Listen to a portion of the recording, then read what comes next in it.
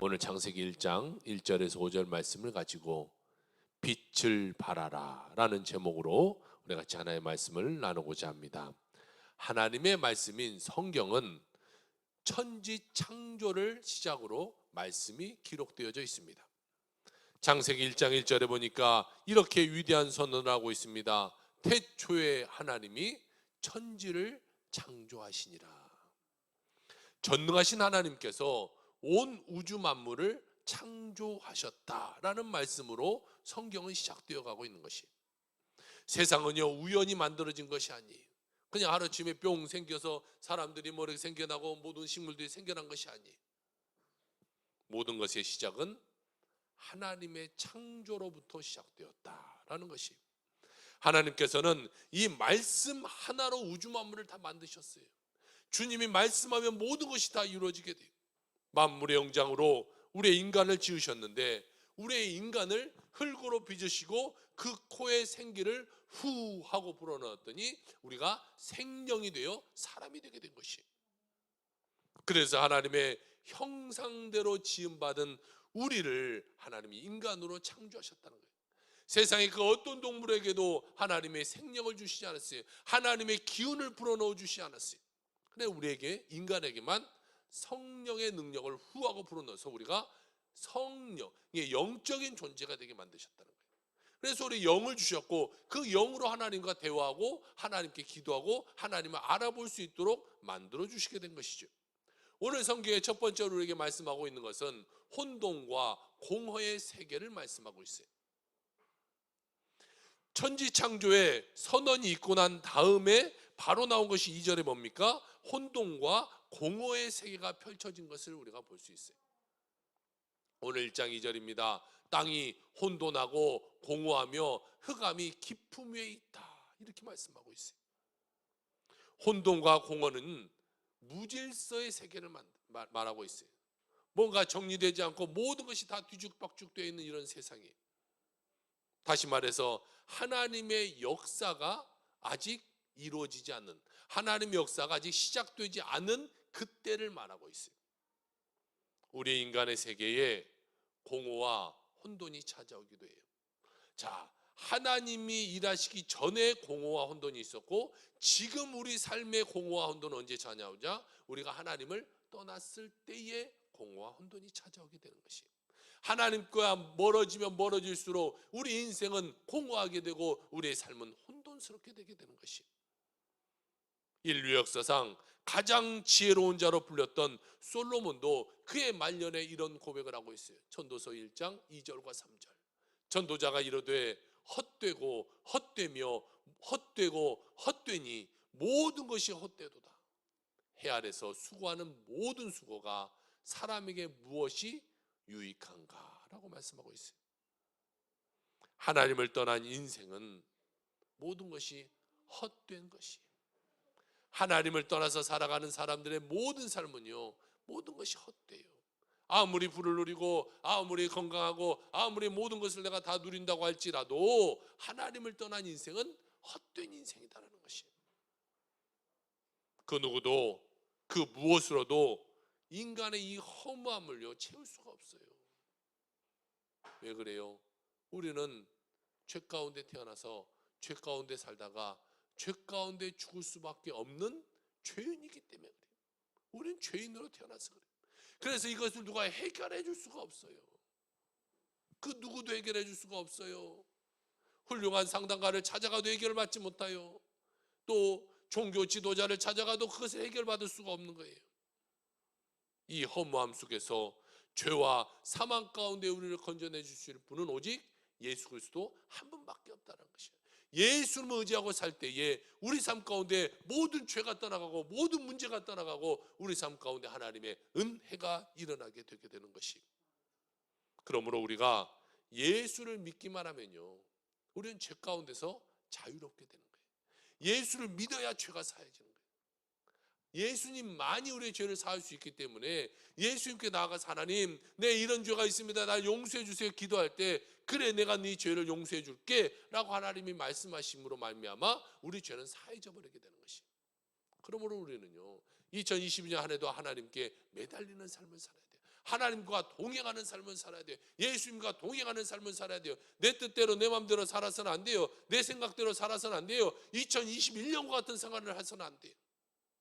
우리가 더욱더 뜨거운 마음으로 더욱더 열정을 가지고 하나님을 위해서 하나님과 동행하는 삶을 살아가는 여러분의 올 1년 한 해가 다 되시기를 주의 이름으로 축원합니다. 예수님 안에 거할 때에 공허와 혼돈과 흑암의 깊은 위에 있던 우리의 모습이 노연하게 되고 주님이 주시는 평안을 얻을 수가 있게 되는 거예요. 우리가 주님과 함께할 때 평안한 거예요. 주님과 동행할 때 평안하게 되는 것이 예수를 믿게 되면서 우리의 삶에 절망과 저주와 상처가 떠나가 버리게 되는 거예요. 왜? 주님은요 거룩하신 분이기 때문에 이런 것과 주님과 함께 할 수 없어요. 근데 내가 주님과 함께 하면 당연히 주님과 나와 함께 해주시기 때문에 이런 더러운 것이 나와 함께 하지 못해요. 그러니까 그것이 떨어져 나가게 되는 것이죠. 그러므로 우리의 삶에 주님의 평안이 임하게 되게 되는 것입니다. 두 번째로 오늘 말씀하시기를 성령님께서 운행하고 계신다라고 말씀하고 계세요. 공허와 혼돈의 자리에 성경의 말씀을 보니까 성령께서 운행하셨다 이렇게 말씀하고 있어요. 예수 믿고 난 다음에 우리에게 꼭 필요한 것이 무엇이냐? 성령 충만이에요. 성령 충만. 성령님이 나와 함께 하셔야 천지창조의 성령님이 함께 하심으로 말미암아 그 다음에 천지창조가 이루어졌던 것처럼 우리 삶 가운데 성령님이 함께 하셔야 우리 삶 가운데 복된 삶으로 이어지게 되게 된다는 것이에요.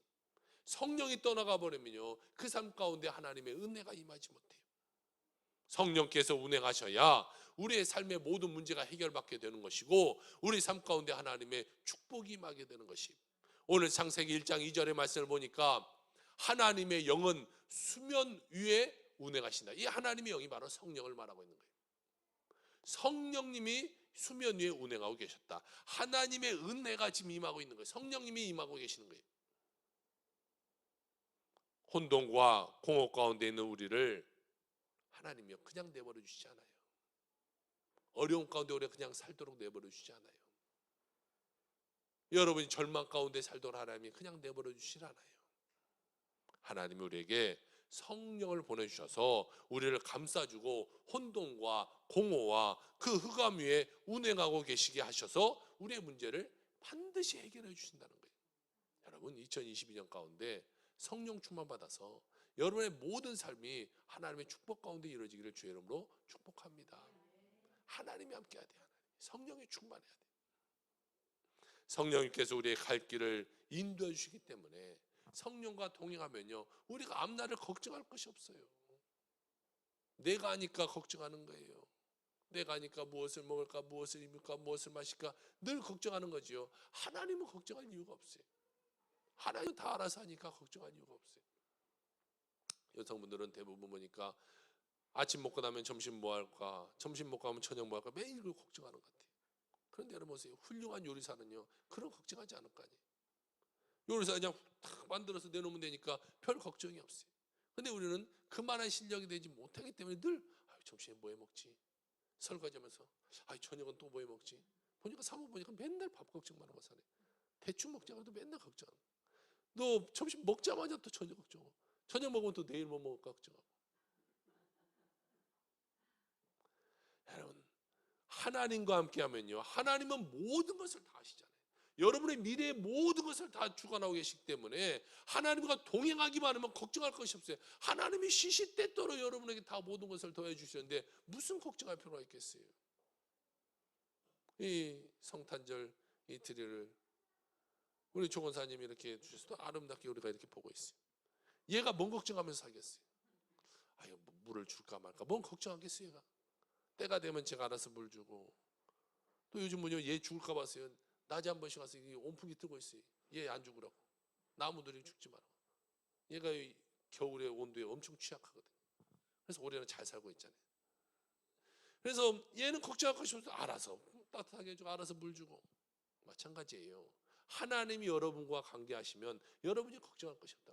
하나님이 시시때때로 비가 필요할 때 비를 내려주시고 은혜가 필요할 때 은혜 내려주시고 건강의 축복 필요할 때 건강을 주시고 물질이 필요할 때 물질을 주시고 하나님이 함께하면 우리 삶 가운데 걱정이 없다. 내가 걱정하니까 걱정하면서 인생을 살아가는 거예요.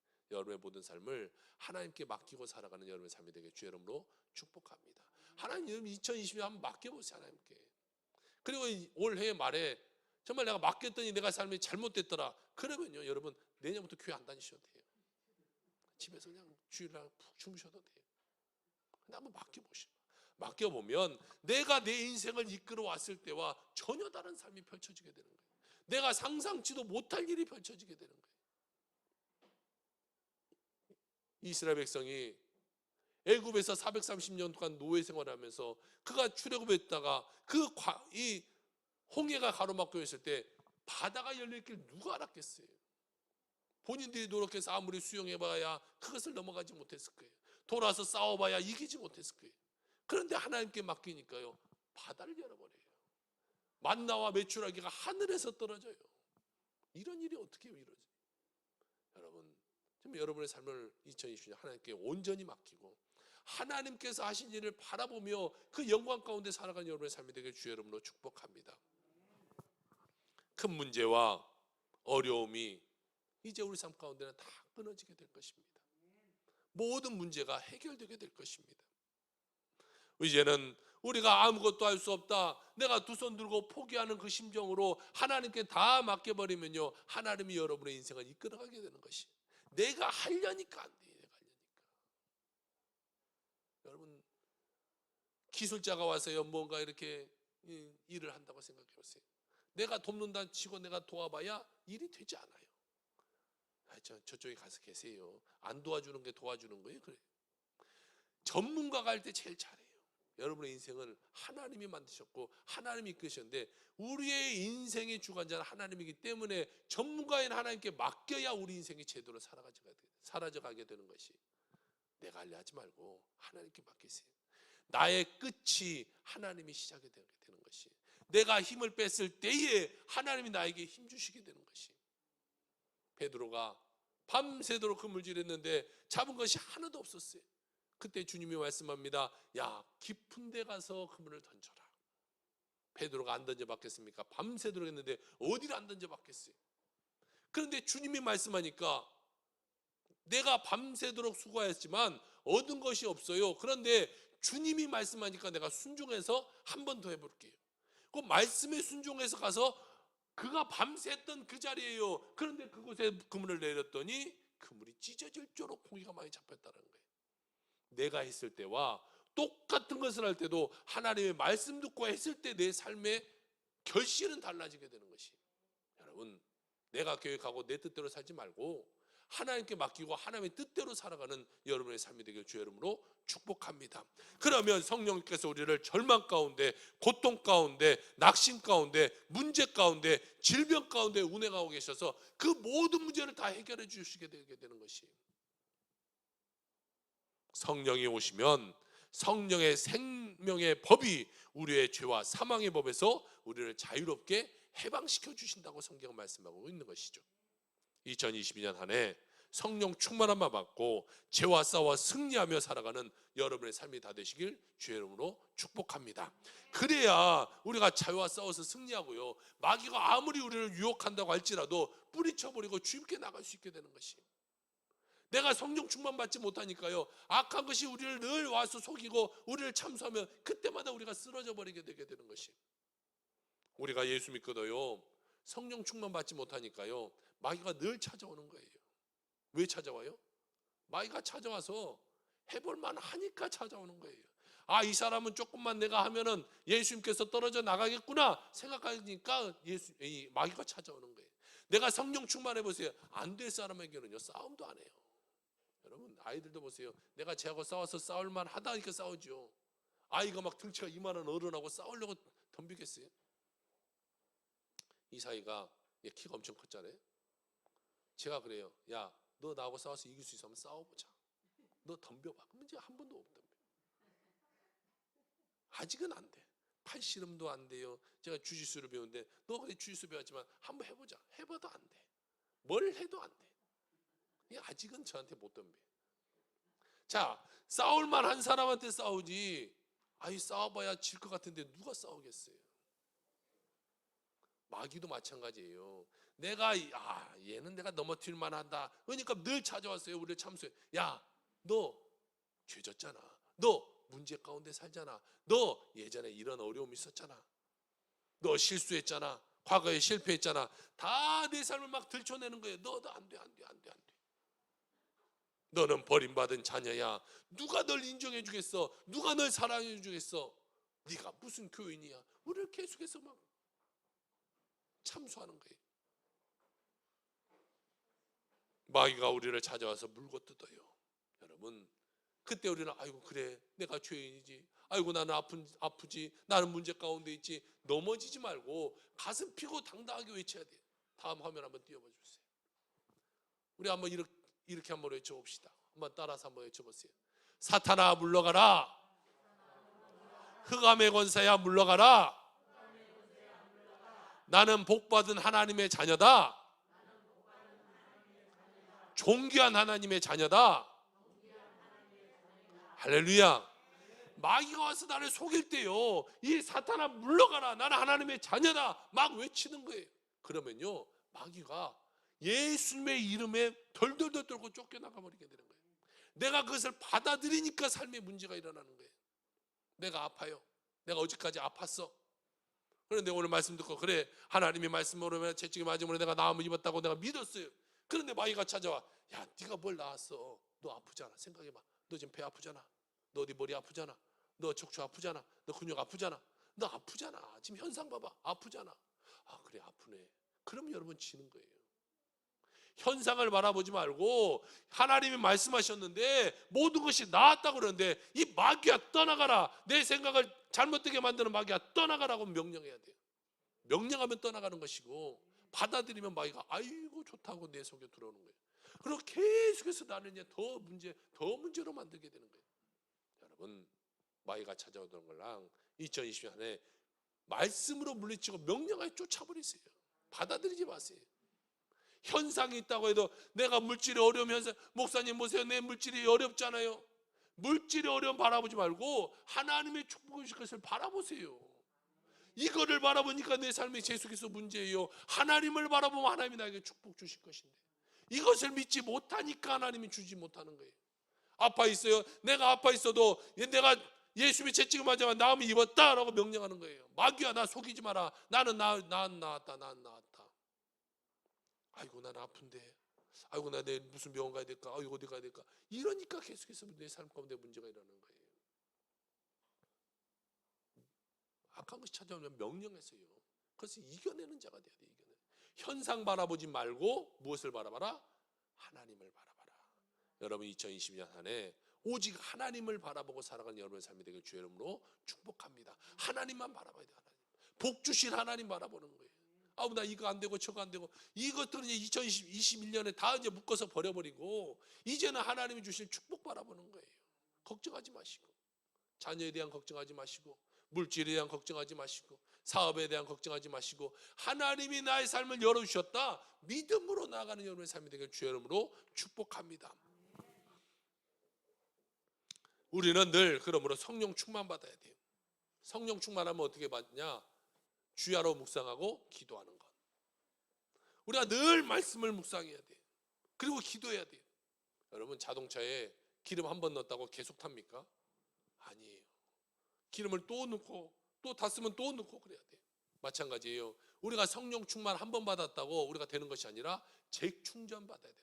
아니 목사님 나 예전에 교회 열심히 다니고 내가 하나님의 은혜도 많이 받았어요. 나 말씀도 옛날에 많이 읽었어요. 옛날에 나 이렇게 했어요. 봉사도 많이 했어요. 헌금도 많이 했어요. 옛날을 이야기하지 말고 여러분 아무리 좋은 차가 있는데 기름 없으면 타지 못하는데 그게 무슨 소용이 있겠어요. 기름을 넣어야 그 차가 똥차라도 굴러가는 거지. 우리 인생도 마찬가지예요. 성령 충만을 받고 또 받아야 내 삶이 나가지요. 내가 세상 가운데 살면서 성령을 계속해서 까먹고 살잖아요. 주일날 전문 열고 나가서 세상 가운데 살면서 또 문제 가운데 또 어려움 가운데 또 낙심하면서 살잖아요. 성령이 점점 줄어들잖아요. 그러니까 우리는요 또 성령 충만 받고 또 성령 충만 받아야 되는 것이. 이 성령이 식어버리면요, 우리 삶 가운데 문제가 일어나는 것이고, 성령이 가득하게 임하면 내 삶 가운데 놀라운 일이 일어나게 되게 되는 것이, 성령 충만함 받아서 여러분의 삶이 2020년 승리의 삶, 기적의 삶, 축복의 삶 다 되시길 주의 이름으로 축복합니다. 마귀에게 속지 마세요. 절대 속지 마세요. 세 번째, 오늘 성경은 빛을 창조하신 하나님에 대해서 말씀하고 있습니다. 하나님의 신이 성령의 수면에 운행하고 있을 때에 위대한 하나님의 창조의 선언이 나오게 되는데, 빛이 있으라, 빛을 창조하신 하나님에 대해서 오늘 1장 3절에 말씀하고 있어요. 하나님이 이르시되 빛이 있으라 하시니 빛이 있었고, 할렐루야. 우리 마음에 절망이 찾아오고 문제가 찾아오고 흑암의 권세가 우리를 확 누르고 있을 때에 주님이 말씀하시는 거예요. 누구누구야, 네 삶 가운데 빛이 있으라. 우리 삶 가운데 빛이 있으라고 주님이 선포하시는 그 순간에 우리 삶은요, 찬란한 빛이 비춰지게 되는 것이, 하나님은요 천지를 창조하실 때 모든 것을 말씀으로 창조하셨어요. 그리고 그 말씀을 우리 성경에 기록해 놓으셨어요. 그러니까 우리가 그 말씀을 믿기만 하면 천지 창조하실 때 말씀으로 모든 것을 있게 하신 하나님이 우리의 삶 가운데 모든 것이 있게 하시게 한다는 것이, 믿음으로 나아갈 때 하나님이 축복해 주시게 되는 것이, 빛이 임할 때 어둠은 물러가고 절망은요 다 사라지게 되는 거예요. 내 삶 가운데 어려웠던 것들, 문제됐던 것들, 정말 고민했던 그 모든 것들이 다 떠나가게 되는 거예요. 하나님이 빛이 비춰지기만 하면 돼요. 여러분, 아무리 깜깜한 터널을 지나간다고 할지라도요, 빛이 비춰져 있으면 상관없잖아요. 아무리 깜깜한 밤을 간다고 할지라도 아주 빛이 밝은 후레쉬 하나 켜고 가면 무서울 거 없잖아요. 우리가 어둠만을 생각하니까 내 삶의 절망이 찾아오는 거예요. 하나님이 주시는 빛을 비추고 나가면요, 어둠이 어둡지 않은데 무슨 문제가 있겠어요.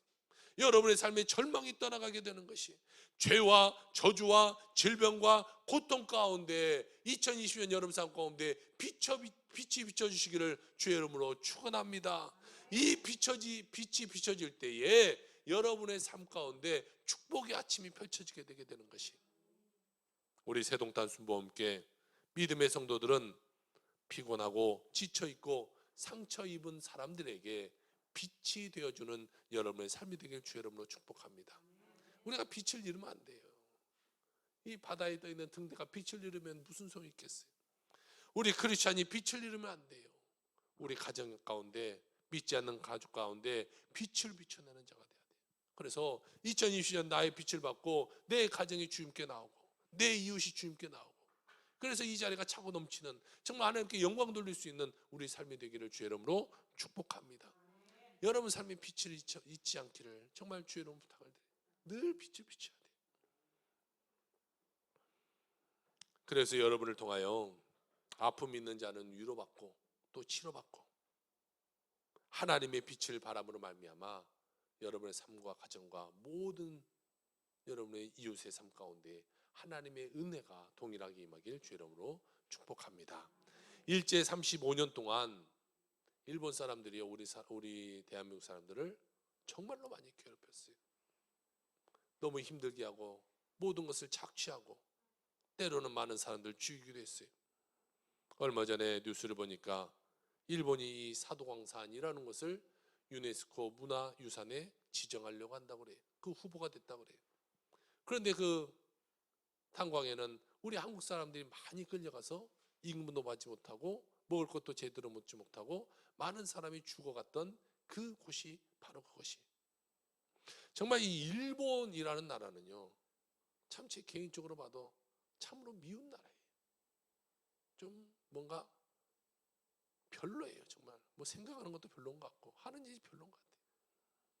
그런데요, 그 일본에서도 믿음을 잘 믿는 독실한 크리스천들은 우리 한국 사람들을 많이 섬기기도 해요. 독립운동할 때도 많이 도와주기도 했어요. 그 중에 한 사람, 오늘 소다 가이치라는 분을 소개하려고 그래요.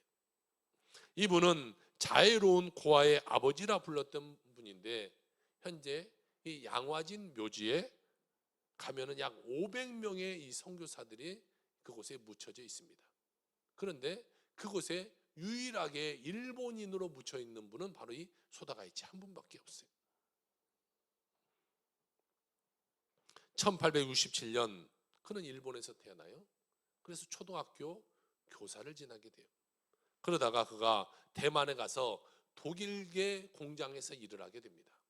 그런데 외국에 나가서 일하다 보니까요, 이 향수병도 있고 또 외롭기도 하고 그래서 술을 많이 마셨던 것 같아요.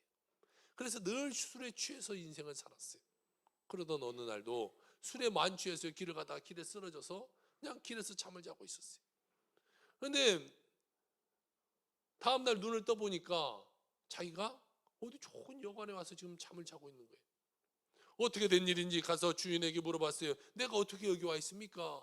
그러니까 그 주인이 말하기를 당신이 길에 쓰러져 있는 것을 어떤 사람이 데리고 와서 여관비도 다 지불하고 이 사람 케어해 주라고요. 또 돈도 지불하고 그러고 갔습니다. 아니 도대체 그 사람이 누굽니까? 아니 누군지 우리도 알지 못하는데 그 사람은 조선말을 하는 사람이었습니다.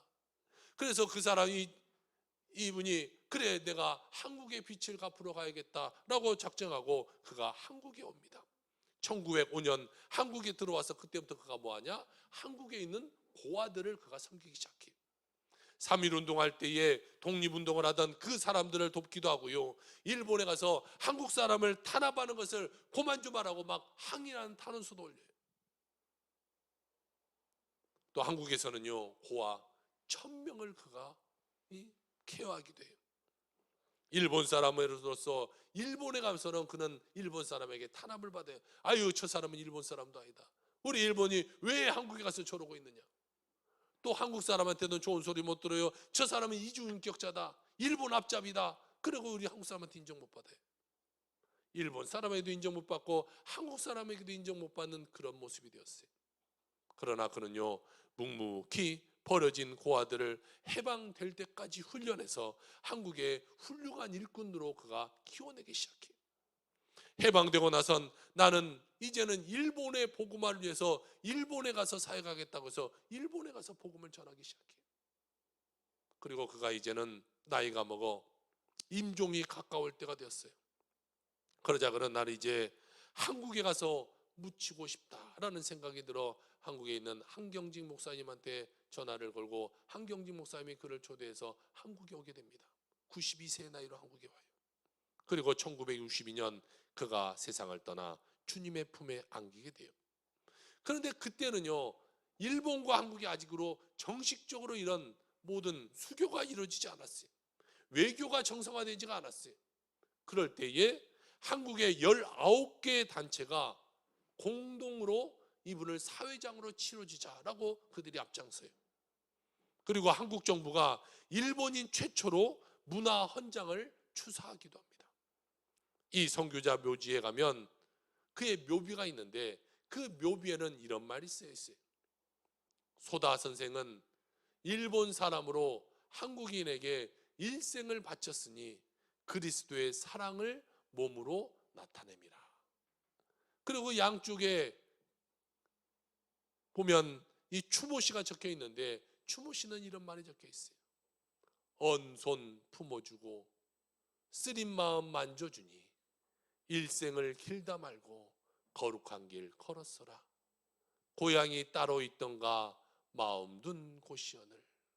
그는 우리 한국의 어려울 때에 최선을 다해서 우리 한국을 돕는 귀한 선교사의 모습이 되었어요.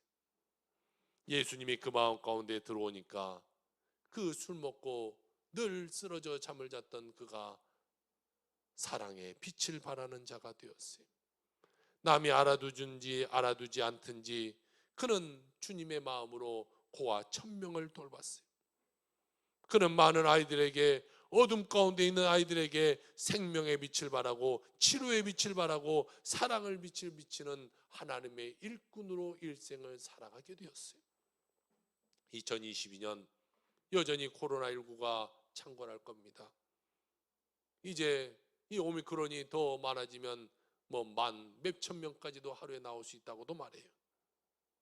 정치적인 문제가 참으로 어려운 때입니다. 좋은 대통령이 뽑혀야 될 그럴 때예요. 외교적인 문제도 일본과 중국과 미국과 모든 풀어야 될 문제들이 많아요. 혼돈과 공허와 흑암이 우리 대한민국을 뒤덮고 있는 이런 시기 가운데 우리가 빛의 자녀로서의 믿음으로 일어나 빛을 발하는 자들이 되어야 할 것입니다. 대한민국 1,000만 성도가 기도해야 될 때입니다. 더욱더 이 나라의 민족을 위해서 기도해야 될 때입니다. 세상을 향해서 빛을 비춰야 할 때입니다. 많은 자들이 정말 교회를 떠나고 있고 많은 사람들이 기독교에 대해서 좋지 못한 감정을 갖고 있는 이때에 우리는 더욱더 기도하여 그들을 믿음으로 이끌어내는 그러한 삶이 되어야 될 것입니다. 2022년 우리가 놓치면요, 어쩌면 영영 우리에게 더욱더 기회가 오지 않을 수도 있어요. 2022년 여러분의 삶 가운데 빛을 비춤으로 말미암아 먼저는 여러분의 가족이 구원받기를 원하고 여러분의 친인척들이 구원받기를 바라고 정말 하나님의 역사함으로 여러분과 관계되어 있는 모든 곳에 여러분이 희망을 전하고 또 위로를 전하고 치료를 전하는 여러분의 삶이 되기를 주의 이름으로 축복합니다. 하나님이 여러분을 빛의 자녀로 불렀어요. 빛을 비추라고 말씀하고 계세요.